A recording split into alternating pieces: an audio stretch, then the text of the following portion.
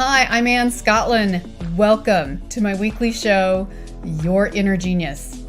On this show, I help to introduce you or reintroduce you to your inner genius. It's basically like your inner genie, as in a bottle. Actually, it comes from the same Latin root word, which is gigno, which means your inborn nature. Or in ancient times, your own little private deity that guards you and guides you and teaches you. So basically, your inner genius is connected to your innate ability to problem solve, to create, and that's why I call it your inner genius. Another way to look at it might be your unintellectual wisdom, or your gut, or your heart. There's a lot of ways to look at your inner genius. You may experience yours differently, but that's what we talk about on this show today. And I like to show you how you can use your inner genius as a resource for life, and especially to find your joy. So that's what this show is all about. And if you like what you hear, please like and subscribe and give me your questions. Send in questions. I want to start using your questions on the show as much as possible. Send in your questions and comments and try to get those in soon so they're sort of at the top of the month, and hopefully I can get to them on one of my next shows. So before we begin our topic today, I want to give a shout out to one of my listeners, which is Jonathan. Jonathan from Stockton-on-Tees in the UK. Stockton-on-Tees in the UK. That is such a cool name. I want to live somewhere called Stockton-on-Tees. I live in LA. Stockton-on-Tees. Jonathan writes, I've been waiting for someone with your ability to motivate. You've inspired me to do some of the things in my life that I've held back from doing for a long time because I was worrying about what other people would think and worrying about other people's opinions. Thank you for giving me confidence through your wonderful words. Thank you, Jonathan. I'm so glad to hear that the show is helping you, that you're getting some great, useful information for your life, and good going on getting started on those things and stop caring so much about what other people think. Thank you for sending your message in, and the rest of you, please write in so I can give you a shout out if possible on one of my very next shows. You can leave your messages and questions below or on my Twitter feed, which is at @AnnScottlin. That's ANNESCOTTLIN. So today on Your Inner Genius, I'm going to talk about 3 ways to stop obsessing on the negative. Do you ever do that? Have you been doing that? Is obsessing on the negative? Surely not you. I do sometimes. Anyway, so today that's what we're going to talk about. 3 ways to stop obsessing on the negative. Now, this could be just because you're aggravated or because you're frustrated or because things in life aren't going the way you like, or it could be because this is a chronic behavior that has really taken over your life and you really can't operate at all without negative thinking, without focusing and obsessing on the negative. If that's the case, I suggest you go and find a good quality therapist who might be able to help talk you through that. But if this is an occasional thing, if this is just you being stuck in a rut in life and just not knowing how to get out of the negativity, the negative obsessing, then I think I can help you with these 3 ways. You want more joy? You're going to have to stop obsessing about the negative a little bit if you want to get that joy flowing. If you want to get unblocked, because when we're focusing on the negative, we're really just blocked. We're blocked. We're blocked here. We're blocked here. We're blocked in your gut or your inner genius. So let's get that flow going. So let's get right to it. Number 1, the first way to stop obsessing on the negative is get out of your comfort zone. Yeah, get out of your comfort zone, which, if we're being honest, is often a very uncomfortable place to be, right? When you're just in your rut, when you're just getting out of bed late, when you're just lazing around, when you're just, even if you're a busy person and you're going through the motions like a robot, is that really living? Your comfort zone often makes you unhappy. It makes you feel dissatisfied. Like, I'm in this repetitive routine, but I don't feel good. I don't feel happy. I'm not doing anything adventurous. I'm in this comfort zone. Maybe you're not being productive. Maybe you sit around feeling guilty but you're in your comfort zone. So being in your comfort zone isn't always a really comfortable place to be. Just pointing that out. Well, what are some of the things that make your comfort zone a comfort zone? Well, your habits. Not the habits you're trying to form, but the ones you already have. Basically, that is what your comfort zone is. How do you go about living your life? How do you practice thinking about things? How do you act towards yourself, towards other people? What do you do in your day? Is there ever any variety? Can you get out of your rut? Can you go out on a limb? This is a great place for you to turn to your inner genius to help you and kind of learn to go with your gut. Not because it's your comfort zone, but because it's more about your passion. And identify those old habits that are holding you back and start letting go. You want some freedom? You want some joy? You're going to have to start letting go of some of those old patterns, those old habits, and get out of your comfort zone. Have a fresh adventure.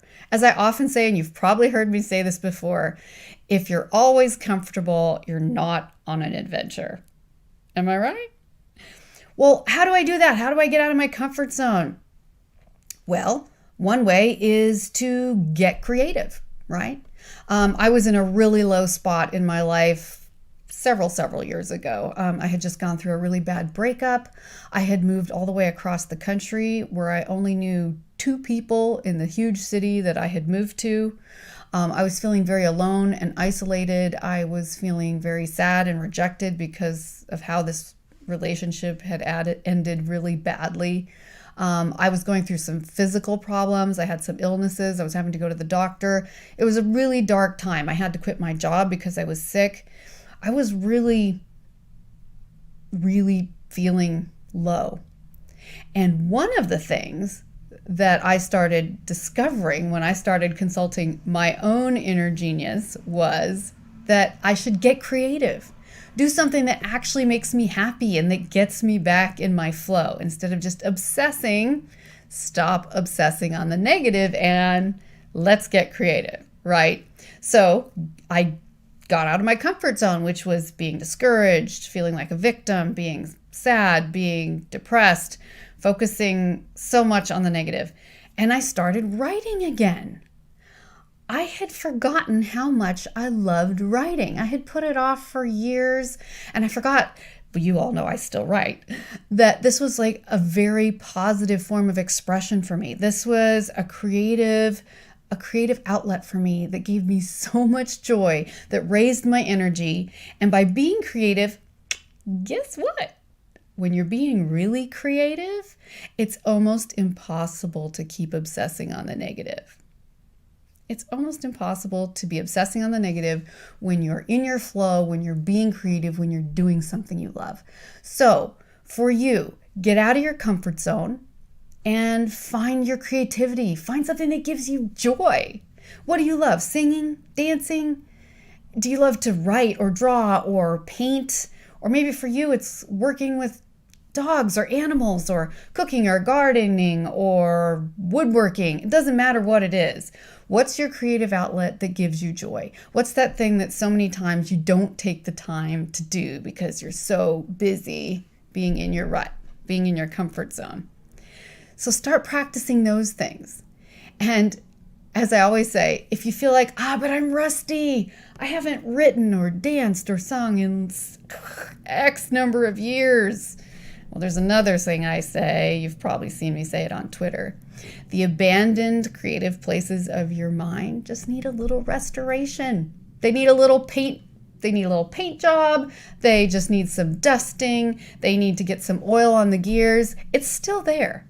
It's still there. It just needs a little restoration. So get out of your comfort zone and get creative.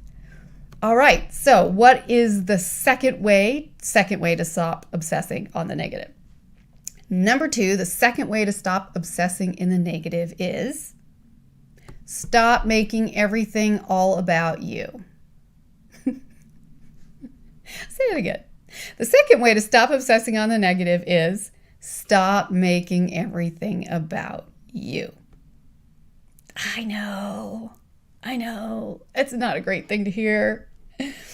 I also started exploring this one when I was in that really low spot in my life after the bad relationship and being sick and being out of a job and having moved across the country and not knowing anybody and really, really wanting to get my joy back. And when I consulted with my inner genius, what I heard was, stop focusing on yourself, stop obsessing about my streak of bad luck, and start focusing, Anne, on how you can reach outside yourself. How can you reach out to others? How can you help others? And stop obsessing about myself. So I did. I found an organization, a humanitarian organization that I loved and supported and I wanted to work with. I found a local chapter. I got involved, and pretty soon I started feeling better because, one, I was out of my own living room and out of my own head, being with other people or interacting with them virtually, working towards a common goal, making a difference in the world. And suddenly my life started to have meaning and purpose again. And it felt so amazing when I stopped making everything about me. How can you stop making everything about you? What do you have to offer that the world desperately needs, that the people around you need? Are you loving? Are you creative? What are your talents? What are your gifts? What is being wasted because you might be sitting around feeling sorry for yourself? What is being wasted on the world? Don't be a waste. You are a precious, valuable asset to the world, and you're here for a reason. So find a way to get out of your own head, stop obsessing about yourself, and get involved in giving to other people. Really makes a difference. Also, when we're self-obsessed, we rarely like ourselves. Isn't that true? When we're self-obsessed, we rarely like ourselves. I'm not saying you never like yourself, or if you're obsessed about something about yourself that you're proud of. I'm talking about in general, when you're home alone and you're self-obsessing. If you're standing in front of the mirror, are you thinking about how you're the most beautiful human form ever created, or are you looking for those flaws? When you're sitting on the couch self-obsessing and thinking about how you don't have the job you want or the relationship you want or the friends you want, are you really happy and do you like yourself in that moment? Generally not. So if self-obsessing actually makes us feel worse about ourselves, then why would we want to focus on that negative and keep that ball rolling instead of focusing on things outside us, beyond us, focusing on others? Be generous. Find ways. There are ways, I guarantee you. And if you don't think you can find a way, you just send me a message. That's a challenge. But I know you can find ways to give back to the world and bless others in a way that they desperately need right now. And it's amazing in this, how much joy you can get, how much joy it can give you back in your life. So, in our 3 ways to stop obsessing, let's do a quick review to stop obsessing on the negative. Number 1, get out of your comfort zone. Number 2, stop making everything about you. And now, number 3, a 3rd way to stop obsessing on the negative is start learning to make friends with yourself. What? Yep. Start learning to make friends with yourself. You've heard it. Love your neighbor as yourself. Well, if I had talked and treated my neighbors the way I used to often talk to and treat myself, none of them would speak to me. Am I right? Most of us treat other people better than we treat ourselves. We like to mind F ourselves all day long. I suck. I'm tired. I failed. I always fail. I hate myself. I'm such a loser. I won't even give you more examples of this negative self-talk. Would you do that to a friend of yours? If you have a friend of yours you believe in, who's an amazing human being and who is trying to make a difference in the world, and they have a failure, a setback, they lose a relationship, they lose a job, they go through a sickness, anything like that, and you care about this friend, are you going to be like, you suck, you piece of shit, you failed again, you always fail, I hate you for failing? Well, if that's the case, you wouldn't probably have a friend to begin with. But do you see how awful and brutal it is when we talk to ourselves that way? Start making friends with yourself.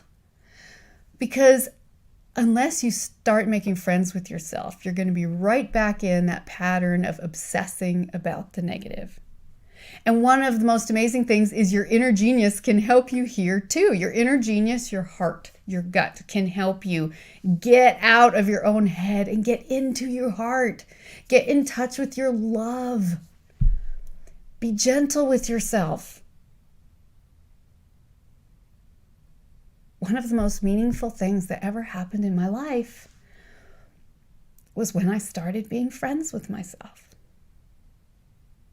If that's not something that you have ever tapped into, to learning to like and love yourself, then I want to tell you that you have never tasted joy like when you really begin to make friends with yourself. It's a beautiful thing. You feel so alive. It's absolutely amazing. Don't beat yourself up. Make friends with yourself. Be gentle with yourself. Practice kindness towards yourself. Forgive yourself, maybe, just a little. I came up with a mantra of my own that I like to say that gives me hope and motivation when I feel frustrated or stuck or when I'm obsessing about the negative and I need to do the things we just talked about above. Get out of my comfort zone. Stop making everything about you and start learning to make friends with yourself. And this is my mantra, and I will share it with you right now. Today, I forgive myself for my own failures and disappointments and mistakes. I give my heart permission to create room for joy and stop resisting love. And I'll say it again because I love saying it. Today, I forgive myself for my own failures, disappointments, and mistakes. I give my heart permission to create room for joy and to stop resisting love. And just in case you want to see that or create one like it for yourself, I'm going to post it today on Twitter just shortly after the show. So keep your eye on my feed at Scottlin. I will post it there and you can check it out. Well, I hope these 3 ways to help you stop obsessing on the negative have made a difference to you. And I hope you'll take my challenge to try at least one of them today and maybe even write down the other 3 or watch the show again and write down those other 3. Thank you so much for joining me here on Your Inner Genius. You all mean so much to me. All your great messages, your questions, your encouragement is always super meaningful. If today's show was helpful to you at all, please like and subscribe and send your questions for the show. And you can check out what's the latest with me on my website at AnnScottlin.coaching.com. And as you know, my name is ANNESCOTTLIN. Thanks for letting me be part of your journey. I appreciate being on this path in life with you. I have a wish for you. Live in your joy. I'll see you again soon.